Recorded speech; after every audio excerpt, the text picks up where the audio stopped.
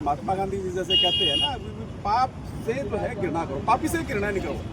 पूरा ये हिंदू कुश पर्वत से लेकर के हिंद महासागर तक, हिमालय पर्वत तक है, जो बीच का पूरा हिस्सा है, इस भूभाग में रहने वाले सभी लोग वो सब हिंदू हैं।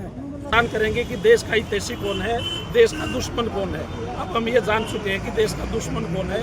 के अंदर 5 करोड़ बांग्लादेशी घुसपैठिए हैं। रोहिंग्या मुसलमानों को यहाँ स्ट्रेटेजिकली कुछ लोगों को अपना वोट बढ़ाने के लिए यहाँ पर शरण दी गई है। इस्लामी आतंकवाद मुर्दाबाद, पाकिस्तान मुर्दाबाद,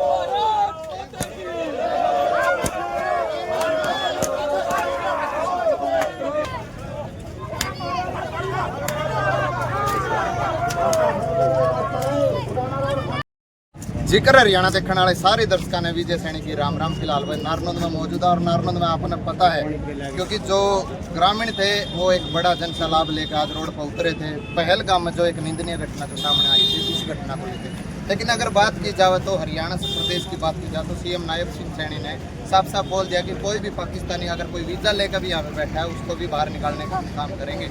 लेकिन नारनौंद की जनता आज रोड पर निकल कर आई है, उससे बातचीत कराएंगे क्या मकसद था, क्या मोटिव था इनका। हाँ जी नमस्कार सर, आपका परिचय। मेरा नाम विजेंद्र सिंह है, मैं नारनौंद से हूँ। इनका एक सामाजिक कार्य। जो आज का जो कार्यक्रम था कैसा कार्यक्रम? ये जो हमने अभी 3 दिन पहले ही नारनौंद के आश्रम चौक में वहाँ एक जो कश्मीर के पहलगाम के अंदर जो आतंकवादी घटना हुई और हमारे निर्दोष हमारे नागरिकों को वहाँ पर मारा गया, उसके शोक सभा, एक श्रद्धांजलि सभा आयोजित की गई थी। और उस दिन निर्णय लिया था कि आज के दिन आतंकवाद का, इस जिहादी आतंकवाद का आज पुतला फूकेंगे। तो आज हम सभी तहसील परिसर के अंदर इकट्ठा होकर के और वहाँ से चल करके सभी गाँववासी यहाँ पुराने बस स्टैंड पर आतंकवाद का, जिहादी आतंकवाद का या कहीं पाकिस्तानी आतंकवाद का, इस्लामिक आतंकवाद का आज ये पुतला दहन का कार्यक्रम हमने किया है। एक तरफ तो इस्लामिक की बात आ जाती है और दूसरी तरफ बात की जाए तो देश टूट रहा है, हिंदू धर्म जातियों में टूट रहा है, जबकि मुस्लिम की भी तो जातियाँ होती हैं। देखिए, अगर इस विषय में बात किया जाए तो मुस्लिम तो ऐसे कहते हैं कि हमारे अंदर जातियाँ हैं ही नहीं। जाति व्यवस्था को समझने की आवश्यकता है। ये शायद मुझे लगता है ये समय नहीं इसके विषय में बात करने का। जातियाँ कर्म होती हैं, लेकिन जो संप्रदाय है वो एक विचारधारा, एक संस्कृति को लेकर के चलता है। ये जो हमारे जो भारत की पूरी संस्कृति है, ये सारी हिंदू संस्कृति का अंग है। मैंने अभी अपने वक्तव्य में वहाँ पर कहा था कि जो पूरा ये हिंदू कुश पर्वत से लेकर के हिंद महासागर तक, हिमालय पर्वत तक है, जो बीच का पूरा हिस्सा है, इस भूभाग में रहने वाले सभी लोग वो सब हिंदू हैं। ये ध्यान रखना पड़ेगा। जो अरब से जो संस्कृति आई वो संस्कृति वो अलग संस्कृति है, हमारे यहाँ की संस्कृति अलग है और इसको भेद करना ही पड़ेगा।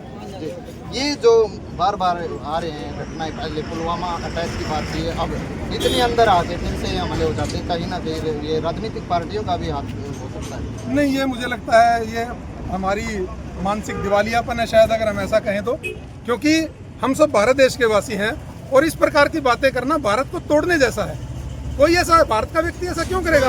ये कश्मीर के अंदर जो इतने वर्षों से जो अलगाववादी ताकतें सुलग रही थी, ये उसका परिणाम है। कश्मीर के अंदर ये क्यों घुसपैठ होती है? राजस्थान की बहुत सी सीमा लगती है, गुजरात की बड़ी लंबी सीमा लगती है। कश्मीर के अंदर ऐसा घुसपैठ क्यों होता है?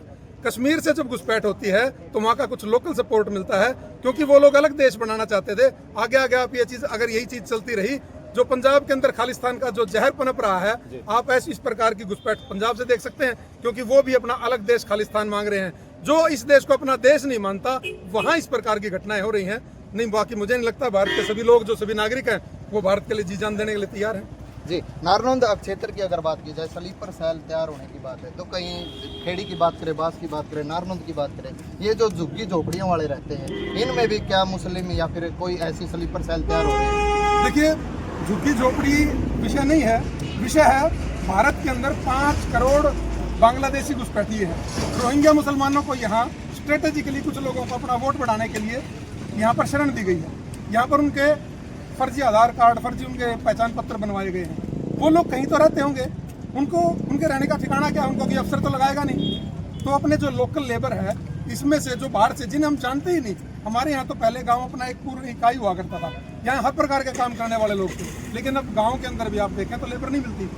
तो ये जो बाहर से जो लोग आ रहे हैं जिन्हें पता ही नहीं, किसी से पूछो आप, हमारे नारनौंद के अंदर भी अगर देखें 200-300 लोग ऐसे रहते हैं, उनसे पूछो कहाँ से, तो कहेंगे बंगाल से। आपको तो बंगाल की भाषा का नहीं पता, वो बंगाल से है, बांग्लादेश से, हमें क्या पता। उनके पास वो हर बार कार्ड तो लेके घूमते नहीं है। तो अगर जो बाहर का व्यक्ति है उससे पूछताछ, हम हमारे यहाँ पहले एक परंपरा थी, अपनी गली के अंदर कोई भी आता, अगर संदिग्ध व्यक्ति 2 बार घूम जाता उससे पूछते कौन है भाई, वो बताता था। आज हमारे हम इस सोशल मीडिया के युग में कहीं दूर हो गए हैं इस चीज़ों से, तो हमें पता ही नहीं हमारे आसपास कौन रह रहा है। हो सकता है मेरे पड़ोस में कोई किराए पर ऐसा व्यक्ति रह रहा हो जो कोई स्लीपर सेल हो, कोई आतंकवादी हो। तो सचेत रहने की आवश्यकता है, जागृत रहने की आवश्यकता है। नमस्कार सर, क्या कहना है आपका इस मामले में, जो पहलगाम में जो घटना?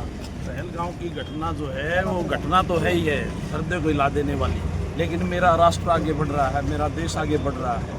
यह जो है विरोधी ताकतों को हजम नहीं हो रहा। इसके पीछे एजेंडा है, जो विरोधी देश की विरोधी जो ताकतें हैं या विदेशी जो फंडिंग दे रहे हैं, वो इस काम को आगे अंजाम दे रहे हैं। तो कैसे इनको बार बार जो हमले हो रहे, कैसे रोका जा सकता है? ये हमले जो हो रहे हैं, बच्चे से लेकर के बड़ा व्यक्ति जो भारत का सच्चा नागरिक है, वो इस चीज़ की बारीकी में जा रहा है। अब ये जैसे कि अभी पीछे इंटरव्यू चल रहा था कि रेडी पड़ी वाले भी, अब जो है नागरिक इतना सतर्क हो गया है कि नीचे की खाई से लेकर के ऊपर तक कि मेरे पास पड़ोस में कौन रह रहा है, किराएदार कौन है, पुलिस स्टेशन में उसकी सूचना होगी, उसके आईडी प्रूफ वगैरह का पूरी जांच रहेगी। एक नागरिक मैं अकेला नहीं हूँ, पूरे राष्ट्र का नागरिक जाग चुका है। ये विरोधी ताकतों को, जो देश के दुश्मन हैं, इनको जो ये काली भेड़ें कहें, जैसे भेड़ों के अंदर एक भेड़ अलग से रंग वाली होती है ना, वो पहचानी जाती है। अब पूरे देश के नागरिक मतलब इस चीज़ की पहचान करेंगे कि देश का हितैषी कौन है, देश का दुश्मन कौन है। अब हम ये जान चुके हैं कि देश का दुश्मन कौन है। हमारा टारगेट है अब कि दुश्मन को पहचानेंगे, चाहे उसको किसी भी तरह से नेस्तनाबूद करने का वो प्रयास हमारा आगे भी रहेगा। अपने प्रदेश के मुख्यमंत्री नायब सिंह सैनी ने कल ही एक वीडियो जारी किया जिसमें उन्होंने साफ साफ बोल दिया है कि जो भी पाकिस्तानी चाहे वीजादार हो उसको भी हरियाणा में हम रहने नहीं देंगे। आपका क्या कहना है? वीजाधारी जो देश का दुश्मन है, नायब सिंह सैनी जी की बात नहीं है, ये तो आम नागरिक की बात है कि जो हमारे राष्ट्र को हानि पहुँचाएगा उसको हम यहाँ रहने भी नहीं देंगे। राष्ट्र हित पहले है, उसके बाद में और कोई अन्य कार्य है। ये व्यवस्था की गई है, कैसा कार्यक्रम था और कितने लोगों ने बढ़ चढ़ कर हिस्सा लिया?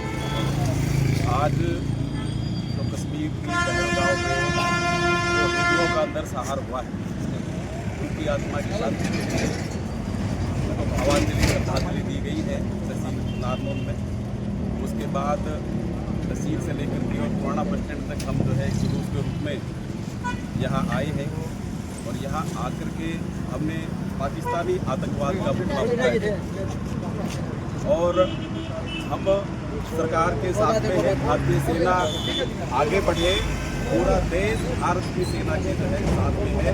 ऐसी जो आवश्यकता जो है सेना को रहेगी, जिन सुविधाओं की आवश्यकता पड़ेगी, जो जरूरत होगी, पूरा देश भारत की सेना के साथ में है। जो सरकार निर्णय लेगी, जो भारतीय सेना निर्णय लेगी, पूरा देश उनके साथ में है।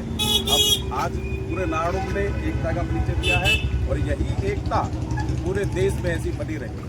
एक धर्म पूछ के गोली मारी गई, आप सोशल मीडिया पे आपने भी देखा है, तो आपका क्या कहना है? देखिए, बहुत ही निंदनीय है। ये वास्तव में एक कट्टरता और इंसानियत की लड़ाई है। वहाँ इंसानियत का खून हुआ है। हम पूरे कश्मीर में ही नहीं, कश्मीर तो पुराना जो है आतंकवाद से जो है त्रस्त है, पूरे वर्ल्ड में ही जो है इस प्रकार की मजहब, कई बार हम सोचते भी हैं, ये इतिहास से अनुभव भी अपना आ रहा है, कई बार देखते भाई मजहब नहीं सिखाता, या तो मजहब सिखा रहा है। जो पाकिस्तान बना वो किस आधार पर बना?